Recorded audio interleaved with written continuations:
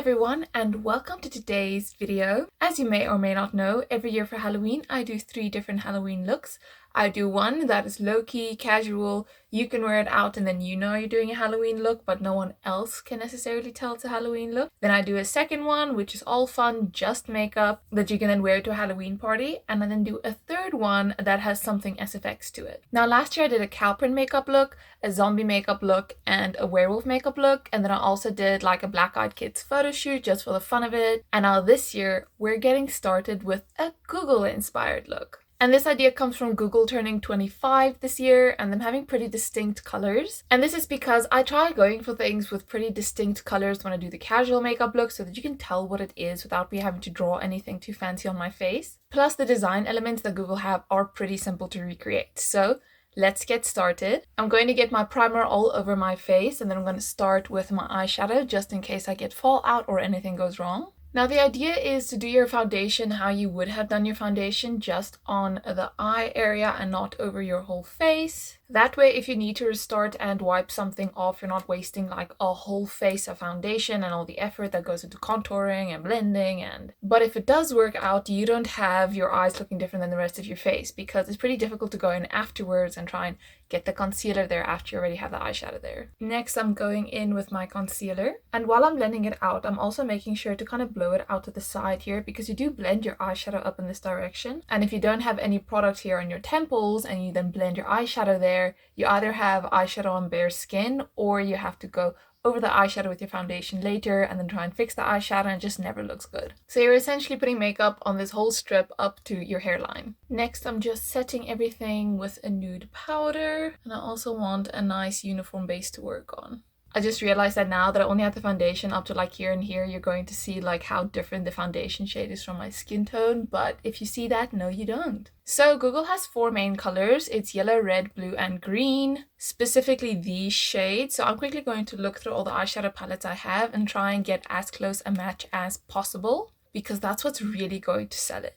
In this big palette, I have this yellow, but I know it comes out like really powdery. It doesn't really have a good color payoff. So instead, I'm going to look at these 2 palettes. This yellow is a bit too yellow because the Google yellow has like a little bit of that orange tint. So I'm going to work majorly with this one, and then I'm going to mix in this orange just a touch to get it to be the right shade. For red, I think I'm going to use this color down here, and I'm going to use like a red lip liner as a base for when I apply this color to kind of make the red more saturated. For blue, I think this one is going to be an exact match, but if it isn't, there is a dark blue in here I can use. And lastly, I think this green should be an okay match to what we're going for. Now I want to work with blocks of color to kind of stick with the same vibe as all of the Google logos for all the different things that they offer. And the color order seems to be yellow, red, blue, green. I'm just going to add a little bit of white to that as well. And then I'm going to do a little like bars, so to say. So I think I'm going to do a little bit of white and then a block of yellow, then red, then blue, then green, kind of outwards for the wing. Now my secret weapon for today, and the reason I'm going to have to wash all my brushes, is I'm going to use this Wet n Wild sticky eyeshadow base. It's supposed to be like a purple glitter, but it doesn't work like that. Instead, it's just a really tacky gel that works great as an eyeshadow primer because anything you put on top of that stays. So for the inner corner where it's going to be white, I'm applying a little bit of this gel. If I'm looking straight at myself in the mirror, the white part of my eye between my iris and the inner corner, that is where I'm going to apply it. Obviously on my lid, but that's just the guide that I'm going to use. Now I'm going to take a flat shader brush and really load it up on some white eyeshadow. We do not care about fallout today, we care about the pigment showing up. So after getting a lot on my brush, I'm then going to stamp it on top of that gel. I'm kind of fading it a little bit into the crease, because this part doesn't have to be too exact. I want to blend out some highlighter here in anyways in a little bit, so this can have some soft edges. Next, I'm going to go in with some concealer on a brush. This concealer just comes on a brush. And with a very, very little bit of product, I'm going to draw a line next to the white block to create a new base for the yellow block. Now I'm making this block tall enough that it comes out just above my crease. And I'm going to give it a bit of a slant here as if it's following the curve of my crease. I'm going to give that a very gentle pat with a little bit of this jelly as well, just to up the stick factor. And now back to the flat shader brush and the yellow shades. I'm loading up my brush, which is pretty easy to do with this palette. And then I'm not blending, I'm stamping the color on directly where I want it. Now I'm really worried about the inner line being clean because I'm not going to go back and redo that one, but I can touch up the outer line. So I'm focusing on the one edge and then kind of just making sure I'm actually hitting the other edge. And now we repeat the process with all the colors. Next up is red, and I'm going to try and keep it the same thickness as the yellow I already have. Work with your lid, not against your lid, so drag downwards, not up, while you try and get your line straight. Make sure you drag the concealer all the way onto the edge of your lid. And now because I'm using the same brush for everything, I need to make sure I actually dust it off properly, and I'm just like brushing on the edge of my palette until no more color comes off. Otherwise the yellow and the red's gonna mix and make orange, and I don't want that. So I'm gonna make sure it's clean before picking up some red. If the red color you're using is like a little bit too dusty and dry and not true red looking, believe it or not, but the solution is to mix it with a little bit of like neon pink. It still looks red, but it just looks more vibrant. And if you don't have anything red in your collection, you could always use red lip products to get the color on your lid, as long as you have like something to set it with, either a blush that's not too pigmented or translucent setting powder, anything like that. At this point my makeup is very McDonald's themed, which, believe it or not, I have done that before and I think it turned out pretty cool. But let's add the blue and see if the Google starts coming through. You know, I'm all impressed by how pigmented these colors are coming out, as if I'm not implementing like 3 different tricks to make sure they're coming out pigmented. I'm not surprised that most of the fallout came from the blue, but that is okay. We'll get to that later. It's finally time for the green section, and here I really need to carve the blue down because I went too big. I currently look like those bars that showed up on old TVs if something was wrong. There's like color bars. That's what I'm feeling right now.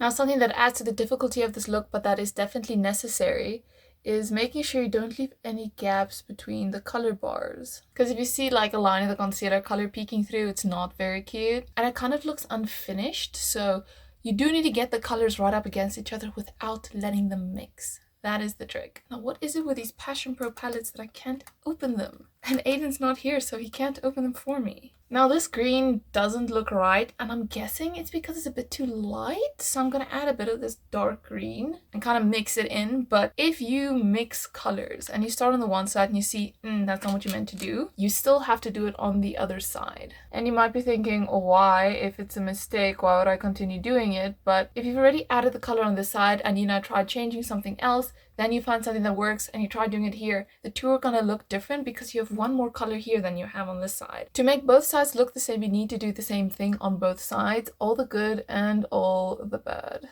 So we have our colors on. That was the stressful part, and now it's time for the eyeliner. And this is an eyeliner I don't really do, but I'm gonna try my best today. I'm gonna do it on the lid and then let it swoop up. I'm actually a little nervous and I hope this works out. So if you don't mind me, I will be in my mirror. I am super impressed with how well that went. I'm gonna let it dry and just enjoy this moment before I try recreating the same thing on the other side. How did I do this? I don't know how to even start on the other side now. I'm scared. But what I did was I had my brush be a little dry, to be honest, and then kind of traced it out so you can like barely see the mark, but I could see it, and then I could kind of shape it out accordingly. What's kind of frustrating is I have like a second crease fold on this side, and that's where I drew the line in, so I kind of had a guide, but I don't have the same thing on this side. I don't have a similar guide to help me. The two sides might be different shapes, but they are both, in fact, shapes. And I did that. I'm very proud of myself. Now with my handy dandy concealer brush, I'm going to very carefully clean up the edge above the eyeliner. So for this, I'm tilting my head back, drawing a smooth line along the edge of the eyeliner, and keeping my head tilted back so that I don't smudge it. I'm trying to not deposit too much concealer at a time, but I can go back in and fix up the edge of the eyeliner, so it's okay. I'm then carefully gonna blend that concealer up just so that there isn't a dry line of concealer sitting on my lids. And then I'm gonna see what other touch-ups I want to do before we finish off the eyeshadow. I want like a touch more green, just because the green doesn't hit the eyeliner right in the curve. And like I said, you want to make sure there's no like gaps where you can see skin. And then just a tiny eyeliner touch up where I use the concealer. Oh, and the highlight for the white part, I'm going to use the same highlighter palette I always use. It has this white shimmer shade in it. I'm gonna go over the white and then also just like highlight my inner corner a bit. Of course, we have to tightline to make sure that black eyeliner looks good and you don't see any gaps. Now, I always put black eyeliner in the outer third of my lower lash line. But for the rest of the lower lash line, you can use like a silver or white. So moving on to the rest of the face, I'm going to use a beauty blender to kind of wipe away at any fallout there might be. You'd be surprised how good a beauty blender is at erasing things. Then I think a good color for the under eye is an orange. The colors I have on the lid don't really blend well. So instead, and because I don't like that too much, I'm going to mix in some brown and some white in the inner third just to tie it to the top. Now I'm quickly going to do the rest of my face makeup how I would normally do my face makeup. I already have the primer on, so I can just go straight to brushing the foundation onto my face. You're obviously free to choose how you do the rest of your own face makeup, but I feel like if you have a heavy eyeshadow look going on, you also have to have a heavy base. I would go in with a rosier blush, but I actually lost it and I don't know where it could be. I've unpacked like all the bags from when we went away and stuff and it's not in there, so for now I'm stuck with this pink blush. Now I don't really feel like contouring, but let's just do a little bit. It's more so that I can contour my nose without it standing out, because if you just contour your nose and nothing else, you can like see the colors different from the other shadows on your face, where if you do contour the rest of your face, it just looks like the color of the shadows you have on your face. Can't forget to highlight everything. My cheeks are nice and warm. And then last but not least, let me do my brows. Now we're not quite done, it's time for lips. I want to do something a little nude because all the attention is up here. You could, if you wanted to be bold, also do a red lip, but I'm gonna play it safe with a nude pink. This lip gloss is never the color I think it's gonna be. You know, they say the 2000s are making a comeback, and I'm embarrassed to say they are right because I put concealer on my lips these days. It's just such a great way to make a nude lip because it blends with everything. And then you know how I am with dimensions, so gonna add a bit of a darker color back to the edges of my lips. The eyeliner should definitely be dry enough by now that I can curl my lashes. I'm going to see if I can get away with just putting mascara on, but I'm probably going to end up putting lashes on. Now would be a really bad time to get mascara on my top lid, because if that happens, that's just the look now. I'm not redoing anything. For lashes, I'm using these ones by Eyeshadow. Something I hate is how cat hair gets stuck to my lashes, and I know it's because I have a cat, so cat hair is just gonna get everywhere, but it sticks to the glue that's already on my lashes when it gets tacky, and then I usually catch it before I put the lashes on, but if I don't, I put it on, I can feel there's something there, but you can't like touch your face and try and find it because you got makeup and everything on. But I'm very excited to almost be done with this look because, believe it or not, this is usually the hardest look of the year because I never know what to do. See, it's a nice lash so that you can actually see that you do have lashes, but it's not big enough to like hide everything you worked so hard on. And then finally, setting spray that I poured into a smaller bottle because, I mean, I finished most of it already, but let's go.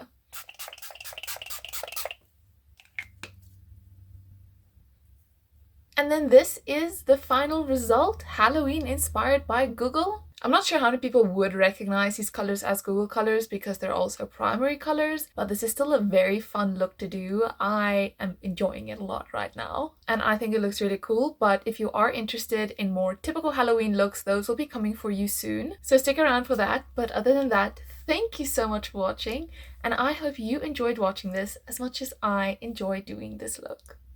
Bye bye.